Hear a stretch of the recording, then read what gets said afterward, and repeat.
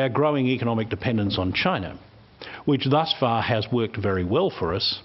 nonetheless brings some challenges as well as opportunities, and that we need to think about how we manage some of those challenges. There'll be a strong temptation on the part of governments to fritter away all the benefits that come to them through royalties and taxation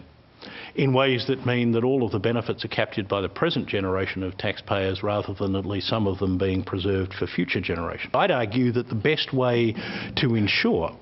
that the economy doesn't get overheated as a result of the mining boom, and to ensure that at least some of the benefits of the exploitation of Australia's resources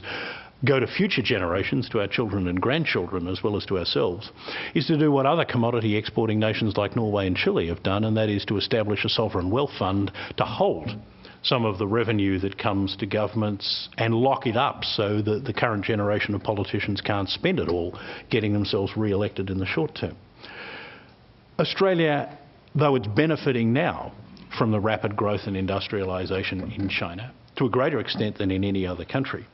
also stands to be more exposed to any downturn that might occur in those countries in the future. I'm not saying that I expect one in the next 12 or 24 months, but any reasonable reading of history tells you that while these countries are high growth ones on average, they're also very volatile ones. The Australian economy is picking up again after a milder than expected slowdown, a milder one than in almost any other advanced economy. We don't have a public debt problem that other countries have, although we still need to get the budget back into surplus as quickly as possible, not least so that we have the wherewithal to insulate ourselves from any future volatility in the economy as we have done here. We are running a large current account deficit that this year will probably go back to about 5% of our national income.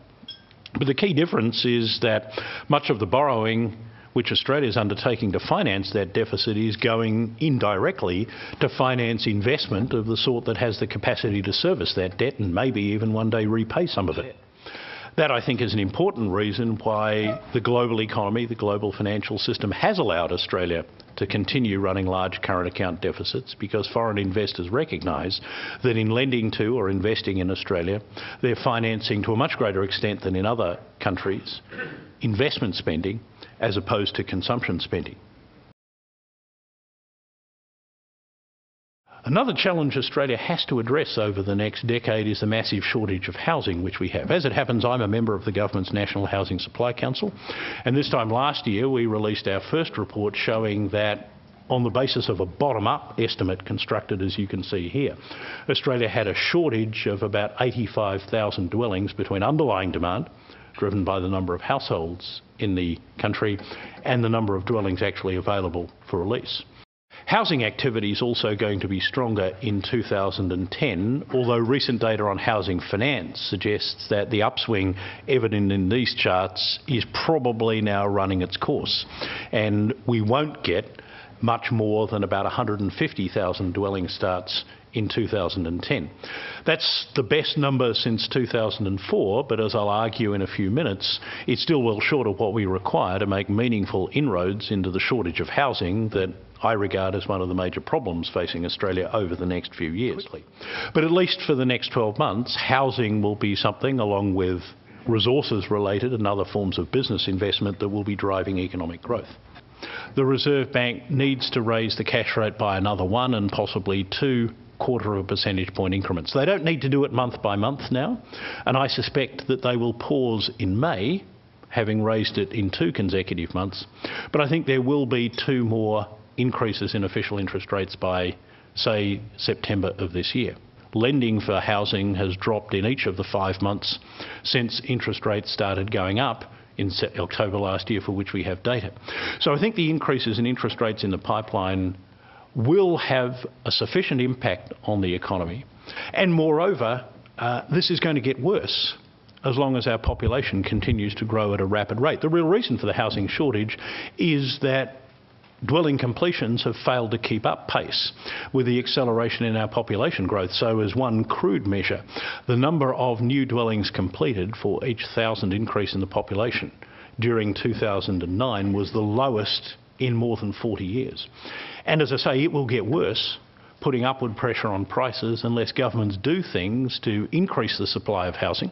e.g. by reducing upfront charges on developers, building more houses themselves, or doing something about zoning requirements that make it increasingly difficult to build higher density housing in our urban areas.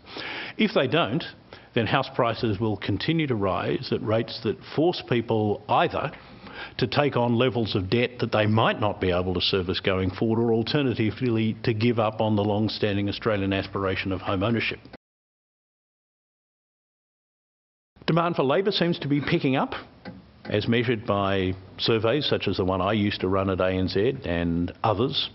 And we're also seeing, it would appear, some reversal in the trend on the part of employers to reduce hours worked during the downturn as an alternative to outright retrenchments, which is an encouraging sign. As I say, I don't think this will drive a boom in consumer spending, but it will help households sustain or keep up their capacity to service their mortgages. That won't be a problem for the resources sector, of course, most of whom commodity prices will be more than sufficiently high to offset the impact of a stronger dollar. But it will be a significant negative for other trade-exposed sectors such as agriculture, tourism, manufacturing, and these days education, which depends for a significant proportion of its income on foreign students coming to Australia and paying high fees. These are sectors that are going to be squeezed not only by the strong exchange rate, but by difficulties accessing skilled labour and finance, and by high interest rates, in order to make room for the expansion of the resources sector in an economy which, as I mentioned before, doesn't now have a lot of spare capacity in it.